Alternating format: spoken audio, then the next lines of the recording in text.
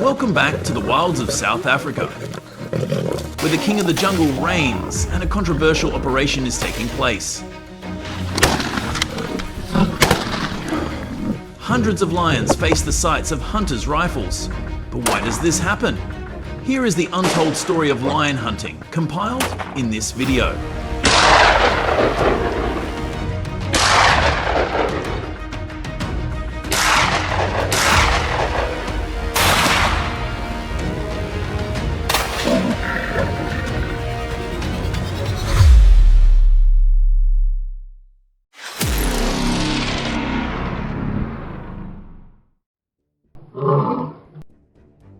South Africa's lion population presents a striking contradiction. More than 24 million game animals roam private land today, a number that has skyrocketed since the 1960s, fueled by hunting profits.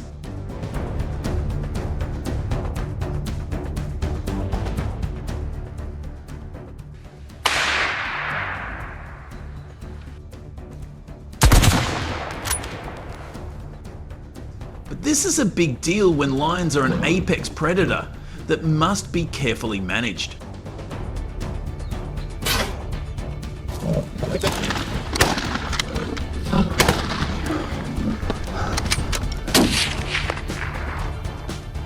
In 2023 alone, South Africa issued permits for more than 1,000 lion hunts, generating a whopping $122 million, 0 cents in revenue. Yet every shot shakes the delicate balance of the ecosystem.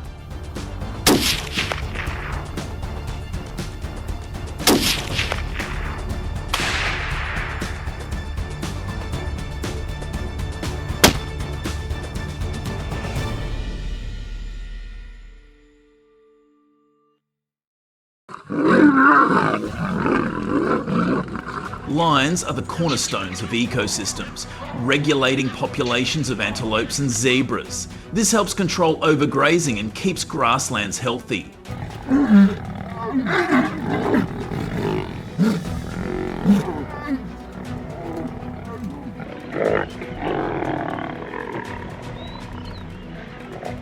But when too many lions are hunted or targeted, things can go haywire. Take a 2015 study in Tanzania, for example.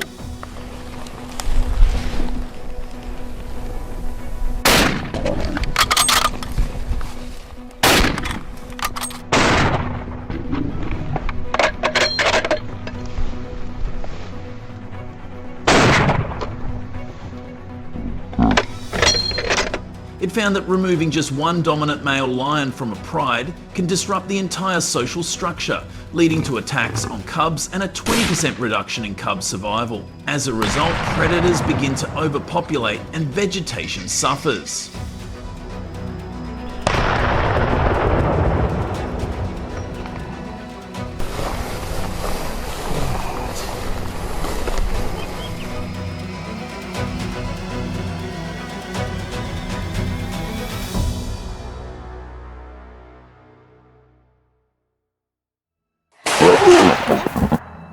Some wildlife experts say that when you remove a lion, you're not just removing an animal from the wild, you're reshaping the entire system.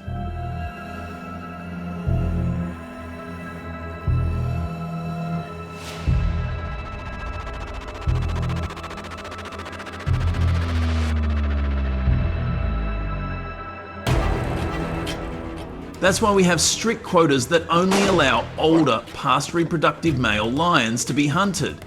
But it's greed and illegal hunting that do the damage. That's where the real problems begin.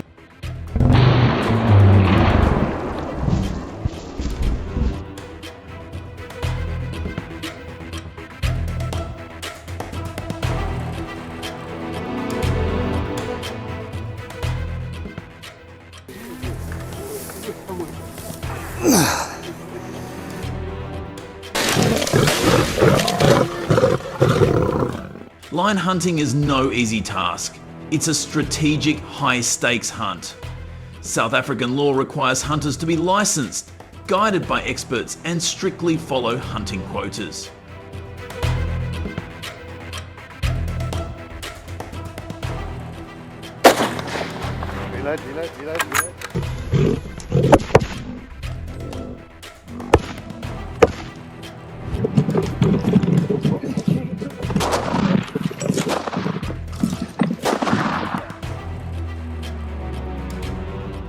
However, even with these precautions, unexpected mishaps can still occur. Between 1990 and 2015, lions attacked 563 people across Africa. And fortunately, those who were attacked survived, thanks to being taken to medical centres in time.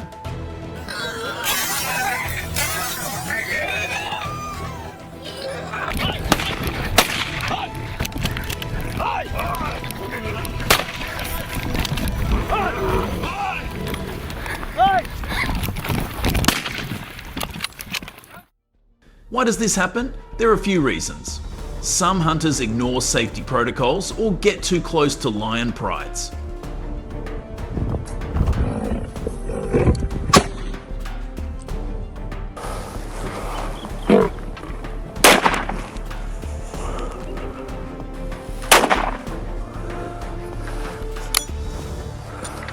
Meanwhile, habitat loss is pushing lions into human settlements, and prey scarcity is making them more aggressive.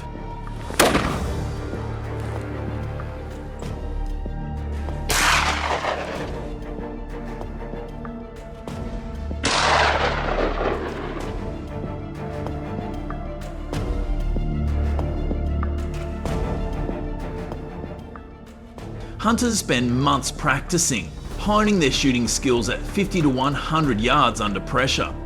For lightweight camouflage jackets and pants in khaki or olive to blend seamlessly into the savannah.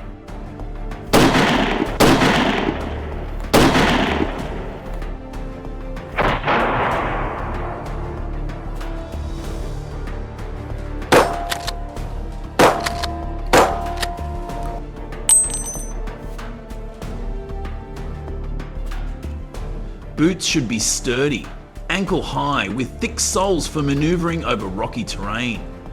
A backpack with water is essential as temperatures can soar to 90 degrees G, and dehydration is a real threat.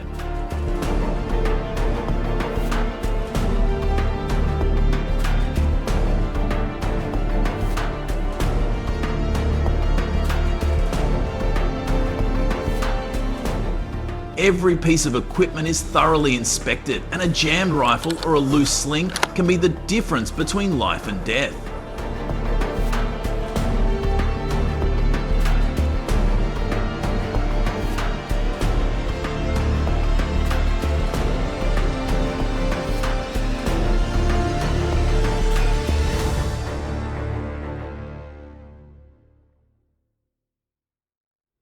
Take the 2022 Limpopo incident as an example. It teaches you that you should never ignore a guide's warnings and approach a lion without a guide. Respect the animals, respect the rules.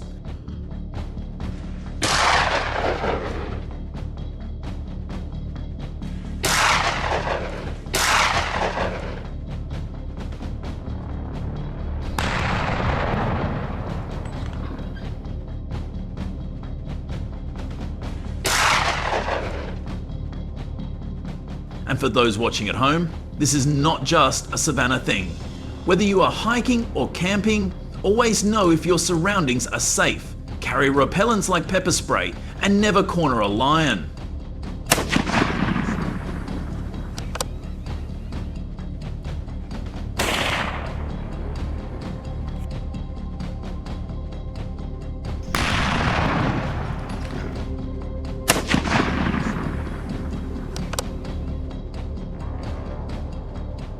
So why does the South African government hunt lions? For some, it's about economic hunting, funding conservation, providing jobs for more than 100,000 South Africans, and helping to protect 30 million wild animals.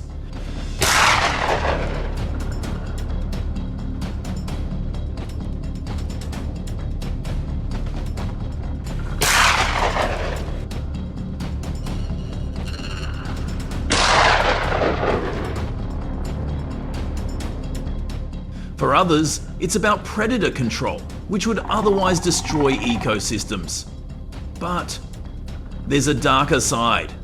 canned hunting.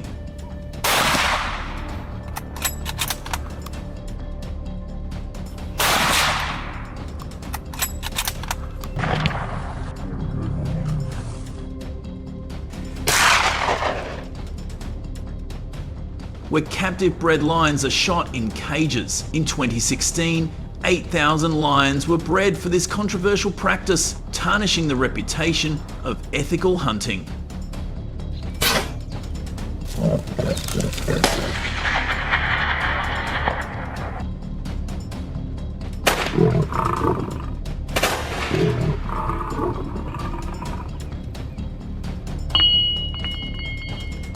We want to hear from you. Is hunting a necessary evil, or should it be stopped? Leave your thoughts in the comments and hit the like button if this is an eye-opener for you.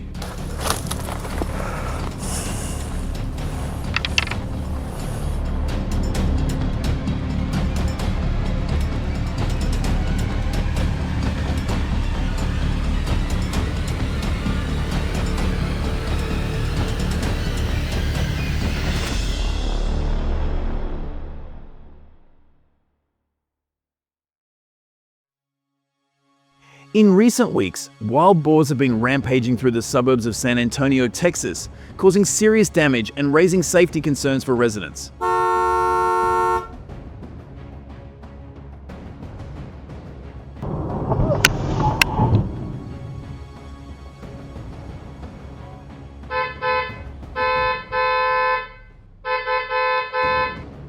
More than 200 wild boars have been spotted in residential areas, destroying lawns, trampling people's gardens, and causing chaos in public parks.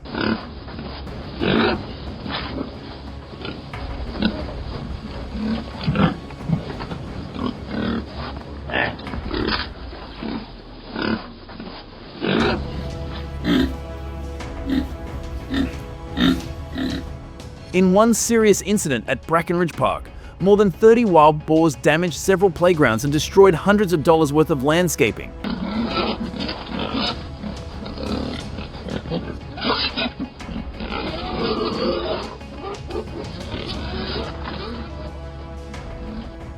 Just last week, 2 major traffic accidents were caused by wild boars crossing busy intersections.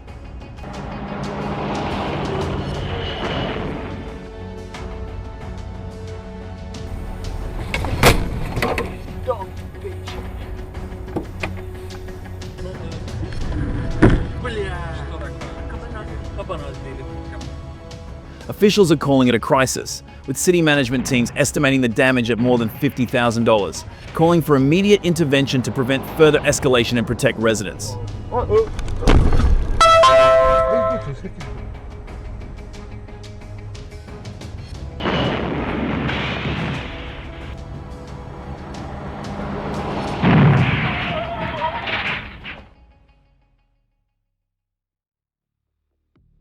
In response to the continued wild boar attacks throughout San Antonio, officials have organized the state's first controlled hunting competition, scheduled to take place in the rugged terrain just outside Leon Valley.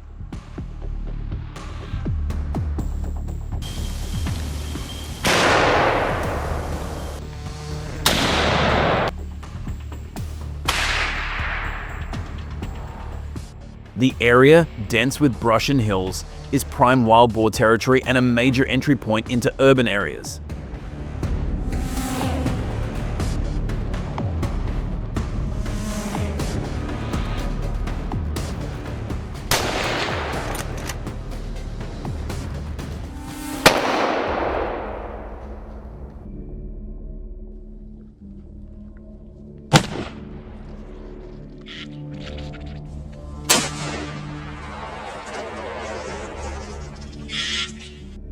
Scheduled for late October. The competition will require each participant to have a current Texas hunting license and complete a rigorous 3-day safety and tracking training specifically tailored to keep them away from residential areas.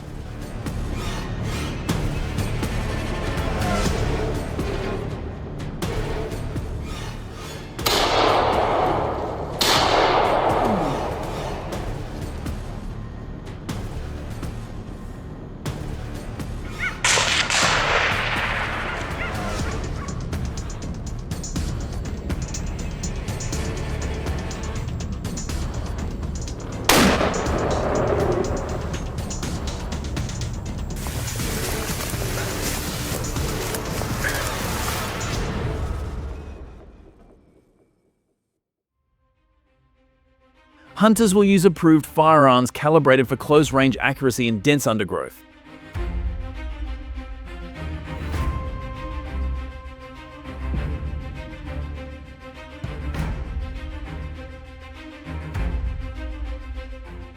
Each team must bring night vision equipment as wild boars are most active after dark.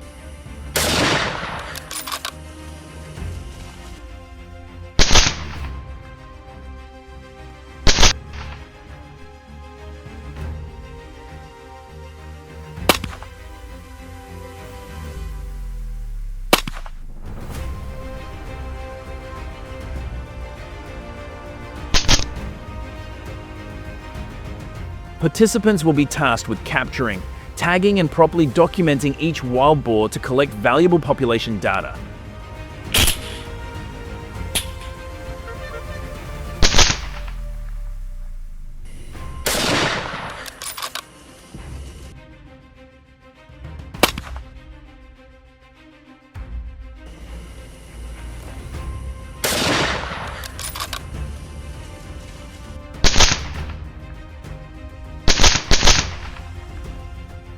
The competition will allow each hunter to capture up to 80 wild boars in a week, with up to $10,000 in rewards for effective teamwork and adherence to safety protocols.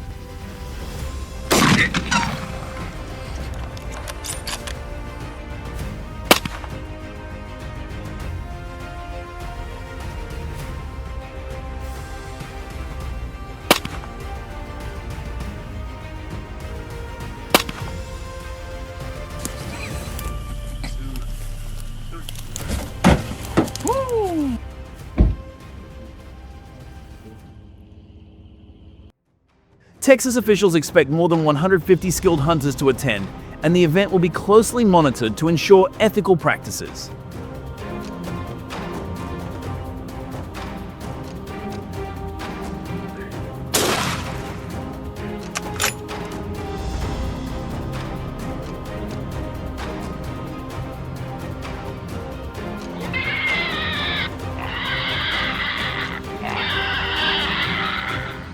The contest is Texas' first major push against the threat of wild boar populations, with ethical hunting including not hunting pregnant and young wild boars.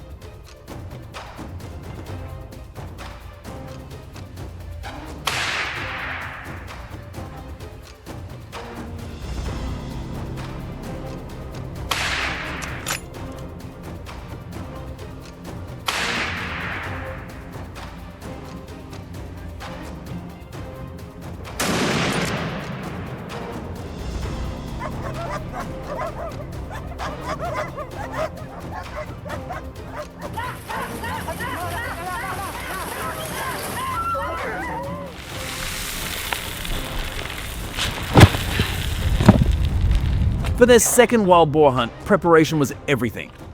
This time the hunters went all out, setting up metal feeders, filling them with 200 pounds of corn, and choosing pig syrup bait to attract the animals in droves.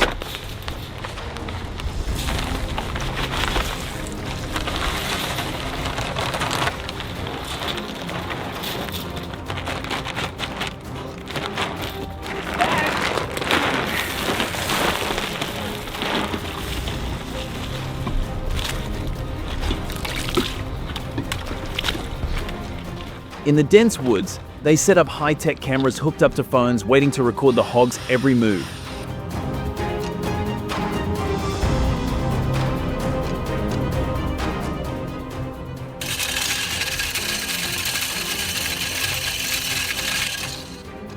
After scouring the Base Pro shop for sturdy blinds, night vision cameras, and everything they needed to hide, they headed out into the rugged backcountry.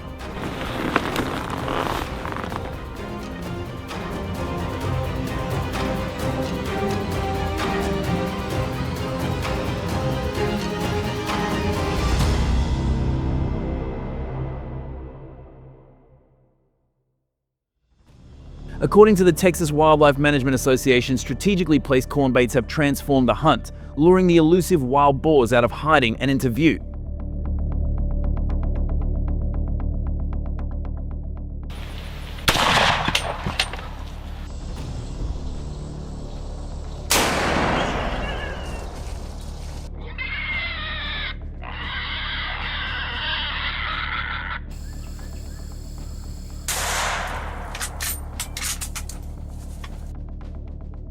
This intense competition begins at 5:30 a.m., with hunters allowed to use the high-powered .30 caliber rifles necessary for successful feral takedowns.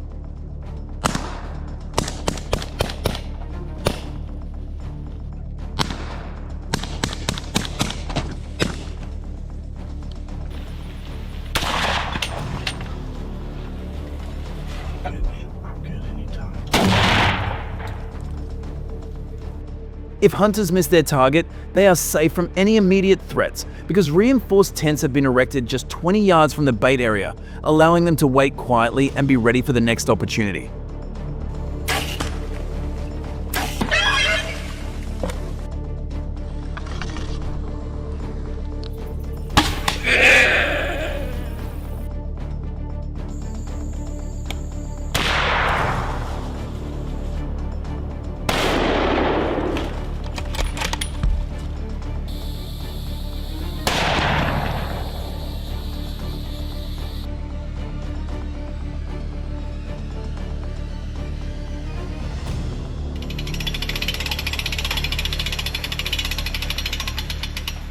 After a successful hunt on the Great Plains of Texas, the hunter is tasked with responsibly collecting the wild boars.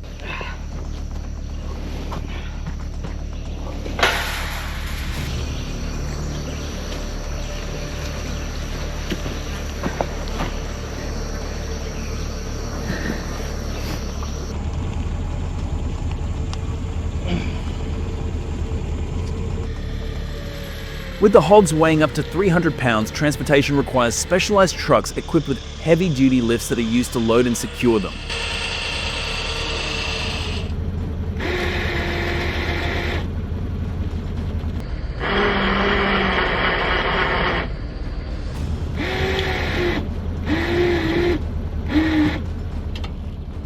From the hunt site, they are transported 15 miles to a designated processing facility overseen by the Texas Department of Wildlife Management.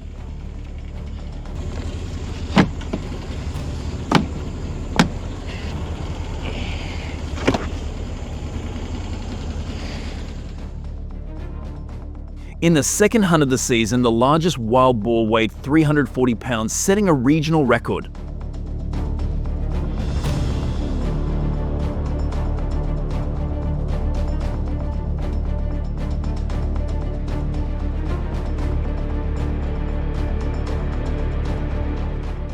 This accolade not only represents personal success for the hunter, but also underscores the importance of managing these invasive species to protect local ecosystems and farmland throughout West Texas.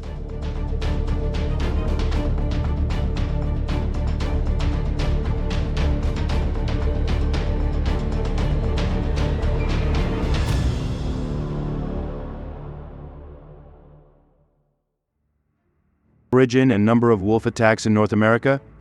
Do you know the origin and increase in the number of attacks of invasive wolves? They originated from Eurasia and migrated to North America about 1 million years ago. Today, wolves are widely distributed in North America from the Arctic Ocean in the north to Mexico in the south. In Canada, an average of about 50 coyote attacks on humans and pets were recorded each year between 2010 and 2020. Why are accidents increasing in urban areas? Some communities believe that due to human development, the natural habitat of wolves is shrinking. This causes them to go into the city in search of food and shelter. If you encounter an invasive coyote for the first time, I recommend that you stay calm, do not scream or run away, and slowly back away. On the evening of October 2023, in a suburban neighborhood of Vancouver, Canada, there was a serious incident when an aggressive wolf attacked the pet dog of a young girl named Emily. According to Emily, she was walking her small dog named Buddy in the park near her house when she was suddenly attacked by a large wolf. The ferocious wolf bit Buddy fiercely. The incident happened too quickly, and Emily could not fight back against the wolf.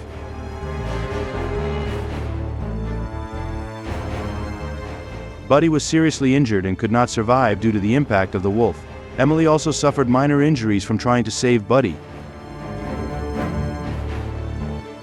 From that serious incident, the impact on Emily's spirit was huge.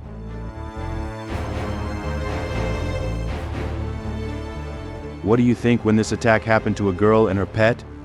Please comment down in the description to share her sadness.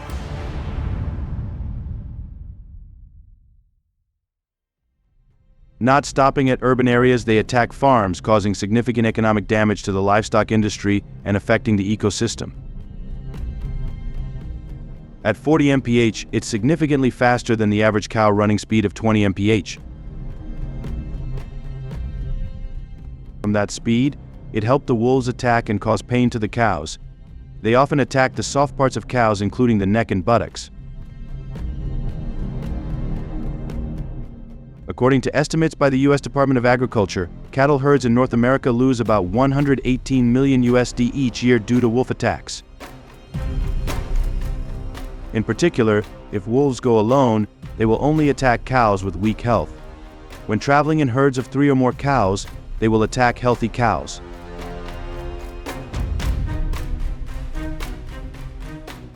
Besides, they also attack elk, which will affect the ecosystem, which means reducing the number. From the above serious problems, North American governments need to come up with countermeasures to control the wolf population and to reduce human anxiety in urban and farm areas. First, farmers are worried about their safety and the impact on their economy. They installed an electric fence system to prevent the invasion of wolves entering from the jungle.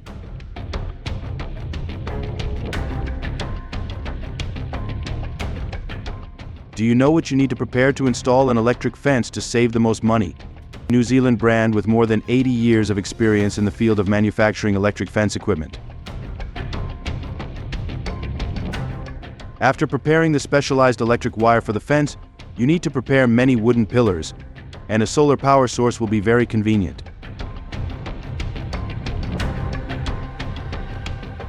To install a fence, you need to bury the pillars into the ground at a fixed depth.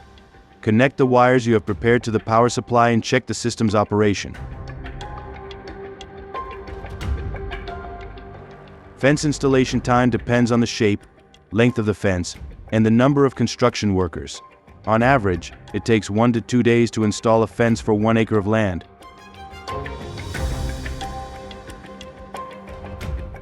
When you install a fence, you should go with another worker to ensure safety, because electric fences have electrical impulses passing through.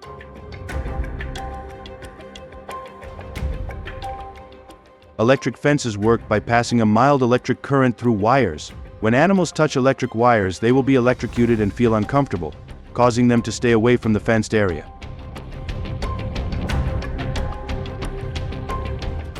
You don't need to worry too much about the safety of electric fences manufactured by the New Zealand brand, because the factory has produced electric fences protected by an insulating cover and an automatic power-off system when an emergency occurs.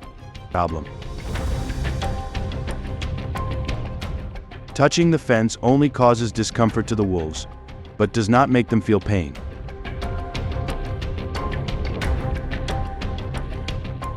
However, you need to be aware that regulations and policies can change over time, so you need to keep up to date with the latest information from reputable sources to strictly comply with policies on dealing with dog-wolf invasions from local authorities. According to information for North American residents, the minimum height of the fence is usually 6 feet. How many feet high does your area allow for a fence?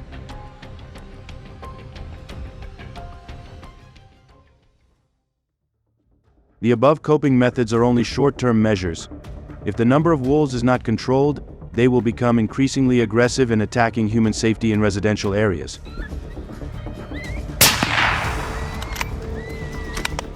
Wolf hunting season is usually set in winter when wolf numbers are abundant and have little impact on other animals. The specific time of the hunting season may vary by region. Before participating in a hunt, hunters need a valid hunting license to hunt wolves. This permit can be purchased from the local wildlife management agency. After finishing the hunting journey, hunters need to report the number of wolves they have hunted to the wildlife management agency.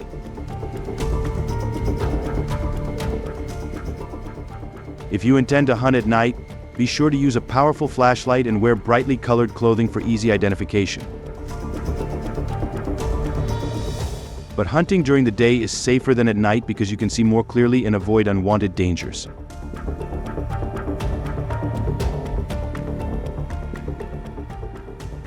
According to estimates by the U.S. Department of Agriculture, hunting has helped reduce the number of wolves in North America to about 400,000 in 2020, compared to about 600,000 in 1990. Helps reduce human conflict, and wolves are very effective. According to experienced hunters, it compares to fox hunting.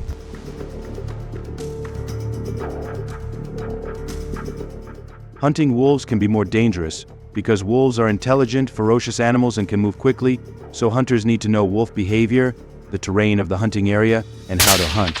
Use safe hunting equipment.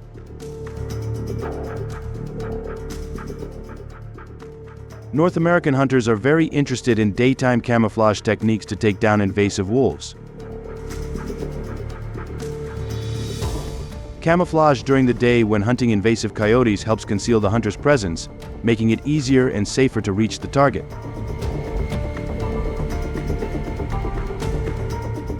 Cover your body with branches, leaves, or mud to blend in with the surrounding environment. You can apply this hunting method to other invasive species as well. Comment 0 if you don't know how to camouflage when hunting.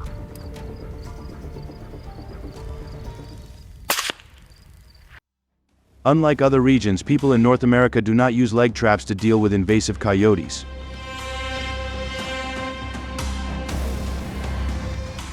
The use of leg traps to hunt wolves is considered inhumane because the trapped animals must suffer for many hours.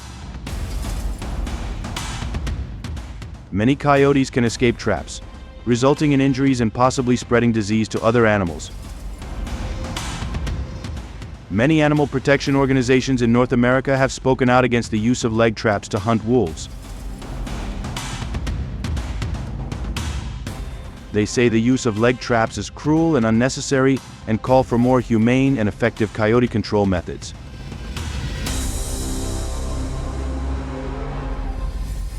What do you think about this countermeasure? Does your area apply this control method?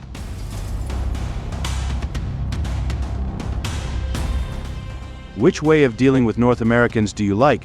Please comment below the description.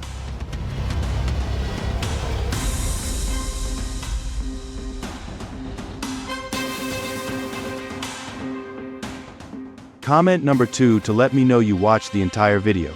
Click the like button and subscribe to the channel to watch videos on how to deal with invasive species.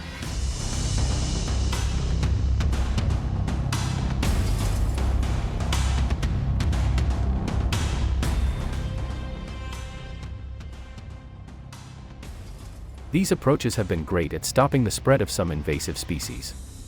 Got any ideas for even better solutions? Drop your thoughts in the comments so we can all dive into it together.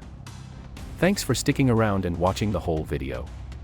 If you liked it, don't forget to like, share, and subscribe to the channel. And hey, be sure to tell your friends about us too so they can check it out. Bye and see you in the next video.